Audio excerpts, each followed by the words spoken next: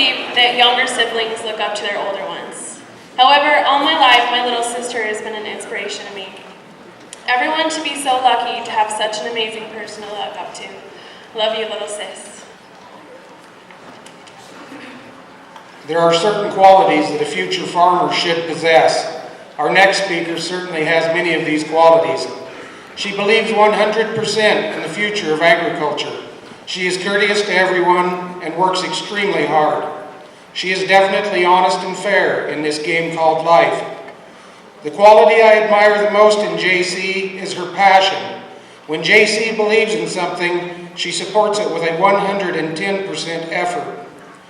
This past year, Jaycie's passion has been the FFA organization, her fellow state officers, and most of all, every individual that wears with pride their FFA jacket. I am very proud and honored to introduce my daughter and your state FFA third vice president for her retiring address, Jaycie Arndt.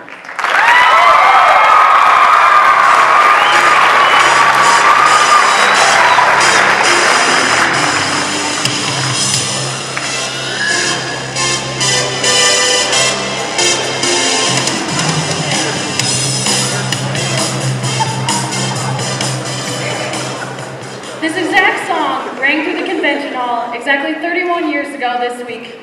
The 1983-1984 state president gave his retiring address and ended his year of service under the Wyoming FFA state officer team. With the resurfacing of this song, I've created a family tradition. My father retired to this classic rock and roll song, and now I get the chance to. Our traditions teach us. We learn a lot from the traditions in our lives. Even the smallest events create lasting impressions. Our traditions anchor our memories so that we can relate our beliefs and our values back to them. Our traditions teach us. Now, much like any other ranch kid, I also learned how to drive at about the age of 5 on cold winter days in an old green and white truck.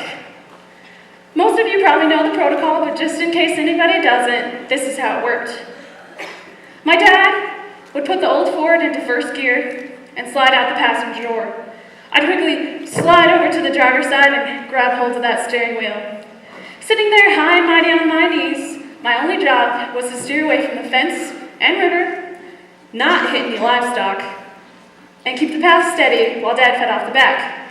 It all seems pretty simple, right? Especially since the truck never moved faster than a speedy 5 miles an hour.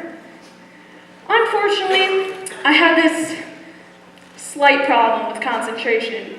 Some call it ADD, I call it an average day in my mind. Either way, I was doing my job, driving that truck like I stole it, and Dad was feeding hay off the back. And then there was this bird.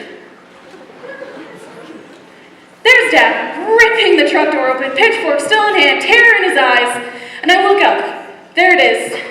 Oh shoot, there's the river. So much ice. Oh, it's okay. Dad's on the rescue. In one swift motion, he pushes me to the passenger side and has the truck stopped in no time at all. At this point, my dad's probably rethinking every choice that led me to driving, but he was never mad at me. I could see the panic and terror in his eyes, but he was never mad. Literally the very next day, I still drove the feed truck. Our traditions teach us. This feed truck may just look like a truck, but to me, it's more like a portion of home. That feed truck is where I learned how to drive, where I learned how to concentrate on more than one thing for an extended amount of time, and where I learned independence, sitting in that front seat all by myself. Even more importantly, that truck is where I learned trust, as my father trusted me every day to drive for him. It's where I learned forgiveness, as he immediately forgave me for my mistakes. I learned responsibility for myself, commitment to a job, and love for the man that was teaching me these things every day. Our traditions teach us.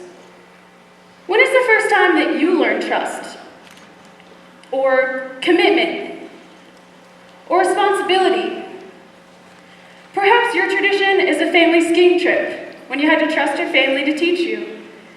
Maybe it was learning responsibility as you bought your first show animal. Maybe it was learning commitment with a Dr. Seuss book on your parents' lap as you learned how to read.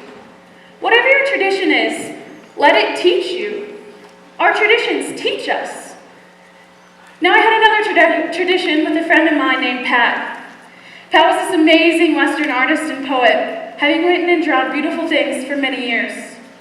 Pat and I had this tradition where every time we saw one another, we would sit down and share our work. He would say in his old voice, "There's my girl," and we would immediately delve into conversation about our own work or the great pieces by Charles Russell and Louis L'Amour. At the end of every conversation, Pat would say, in that same old voice, "Keep drawing." Now, I love to draw, but the last few months have been unbelievably hectic with college and homework and livestock and honorably serving Wyoming as a state officer. For many months, I simply forgot to draw. I put one of my favorite things on the back burner. Just a month ago, my friend Pat passed away. As grief overwhelmed me, I had this strange urge to draw. The evening after Pat's funeral, I sat down and for the first time in months, I drew. I drew this picture of my friend Pat. I was drawing for Pat and I was drawing for myself, and everything just felt right. I immediately thought back to my tradition when Pat told me to keep drawing, and when I finally did, everything felt right.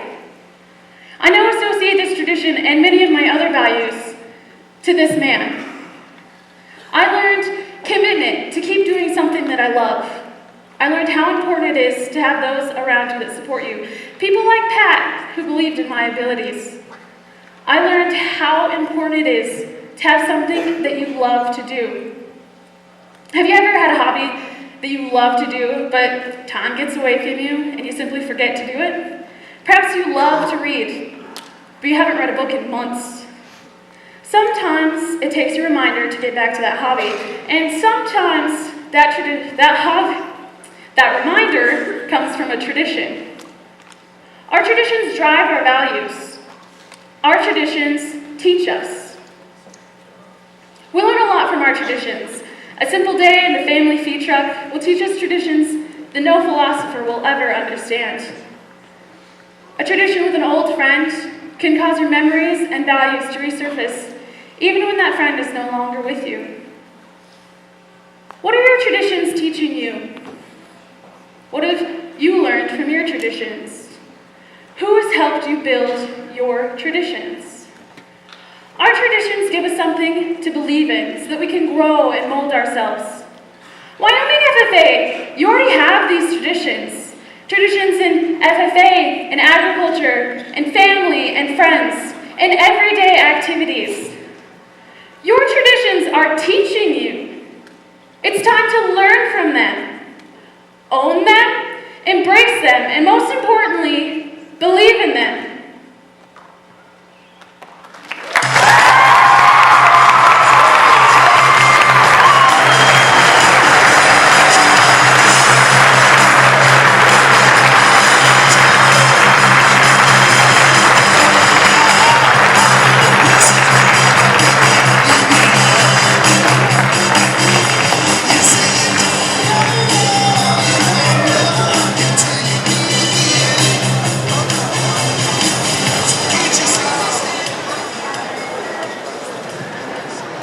Jaycie, my favorite memories have always been with you.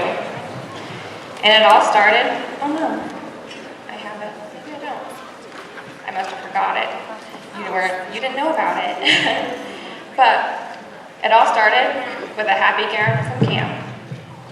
I can't imagine where our team would be if not for your love and for your constant quick wit having us rolling all the time. We always look to you to believe in us and for the support that's always there. You're the glue that keeps us together, and we can never thank you enough for that.